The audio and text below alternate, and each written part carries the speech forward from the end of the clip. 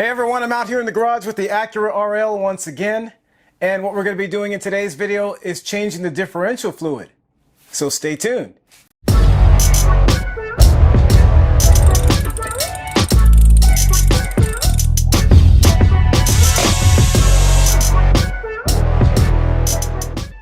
So we're going to continue on with the fluid changes on the Acura RL. What's up today is the differential fluid.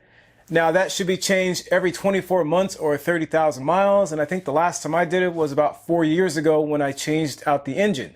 So it is overdue. So I've got the car up on jack stands right now. It should be up on jack stands or on a lift because you want to have the car nice and level when you're checking the fluid. So I'll put some links to videos on jacking up the front end and the rear end of the car. So just as a precaution on this car, that is not a recommended procedure to put the car on jack stands, so I have done it here, so do at your own risk basically. Now because of the pinch welds on this car, it makes it pretty easy to jack up all four corners.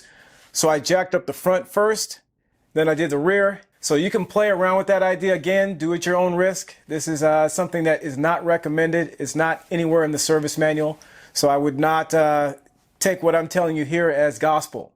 Also, I left the jack in the front of the car supporting the front, and that's because I'm going to be working in the front of the car and I don't want the car to fall down on me just in case one of these jack stands or something else happens while I'm doing this. Now another thing you're going to want to do if you do what I did here is you're going to want to kind of shake the car a little bit to make sure that it's stable before you start working on your car. Alright, so with that all said and done, we're going to go ahead and jump into changing the differential fluid on the RL. Alright, so we've got our differential plugs. It's really hard to see, it's pretty far in there. As you can tell, I have taken the passenger side wheel off. So right there, that is the drain plug. And then this right here, that is the fill plug.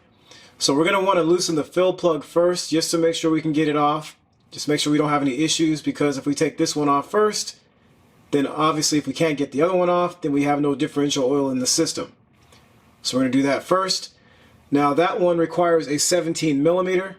Also, you're going to want to have a pan on the ground just to catch any fluid that might come out of the fill hole. So there's several ways you can get this bolt off. You can try just a regular wrench. I happen to have a 17 millimeter on a long extension with my long handle ratchet to give myself a little more leverage.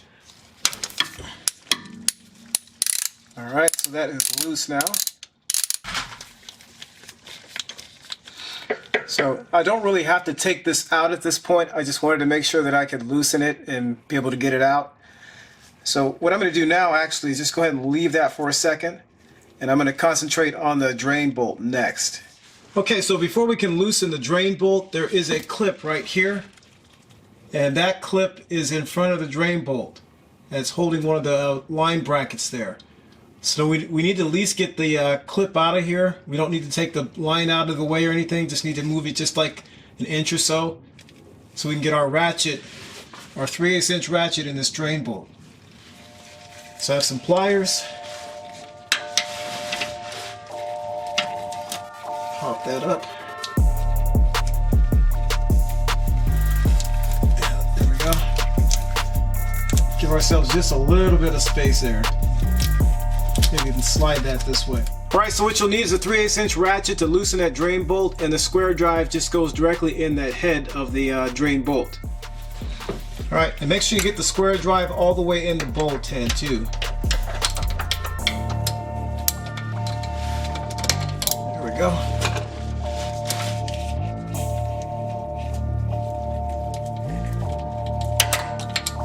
Alright, so that's loose.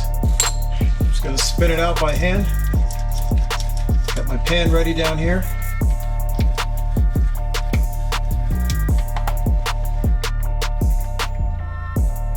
And I'm just going to go ahead and let that drain. Alright, so while we're waiting for the differential oil to finish draining, here are our bolts. This is our fill bolt. This is our drain bolt.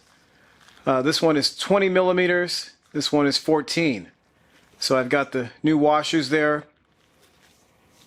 Part numbers for those if you want the genuine Honda. This one is 94109-14000. This one is 94109-20000. So take this off, put the new one on. You want the flat side against the head, round side against the differential. Put that on like that. Same thing on this one.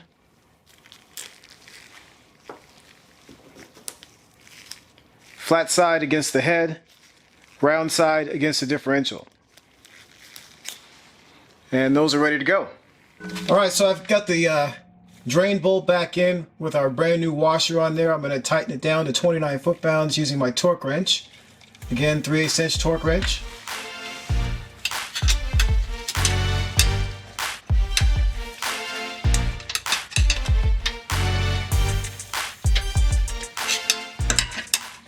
So as you can see, I have a torque wrench that has one of those buttons on it, so I had to push that in with the screwdriver so I can get the square drive all the way in.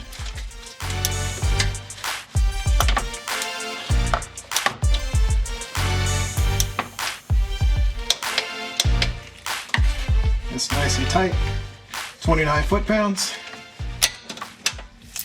Alright, so now it's time to fill up the differential. So let's talk about the fluid you need to use on your car.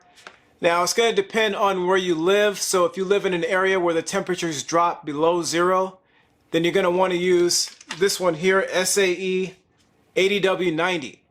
Now in my area, the temperatures get nowhere close to 0, so I could use an SAE 90, but it's always hard to find that particular fluid. So I always use SAE 80W90 or 75W90. So this is what they had at the local Walmart. You want to look for API GL5 or API GL4 classification. So I'll put some information in the description below if you want to nerd out on this kind of stuff. Just look at viscosities and classifications, that kind of thing. I know some people are into that kind of stuff, so I'll do that for you. This is the pump that I'm going to use. This is the Performance Tool W1139. So I'm going to use this to pump the fluid out of the bottle and into the differential. You could also use a funnel with a hose if you want to try that out. See if that works for you. I've always used this and this works just fine though. So let's go ahead and get it done. Alright, so we're at the boring part of the program where we have to pump the fluid into the differential. So basically it's just a repetitive operation. So I've got the hose routed in there from that bottle. And what I'm going to do now is just go ahead and pump it. One thing you're going to want to make sure you do is keep that hose in there. Make sure it doesn't fall out. I've got it in there pretty firmly, pretty securely, so let's go ahead and get it done.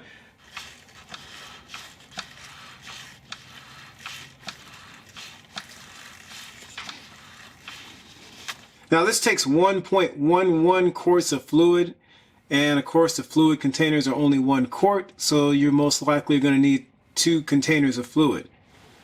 So that's a little bit odd, but it's not too terribly expensive. Alright, so it looks like we're almost empty here, this container, and what we're looking for is we want to make sure that the fluid starts running out. Once the fluid starts running out of that hole, that tells us that we are done. And of course, like I said, you want to make sure you have the car nice and level when you do this. Okay, so I'm going to grab the other container and put the pump on that container and finish this off. So the fluid is starting to run out of that hole, so that means we are done. I'm going to go ahead and pull the hose out, and then we'll put the plug in next.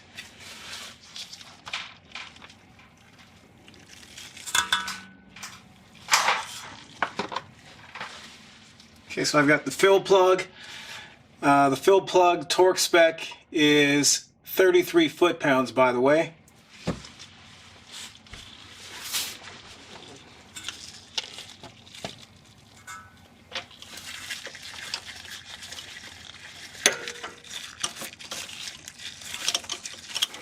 Alright, so I'm getting ready to tighten the fill plug down. So there's not really much space to get a torque wrench in here. So I've got it right here in between the suspension arm and this part of the car. So I didn't want to use a long extension because then it really throws your torque off a little bit. You can over tighten it. So let me go ahead and tighten this down to 33 foot-pounds with the 17 millimeter.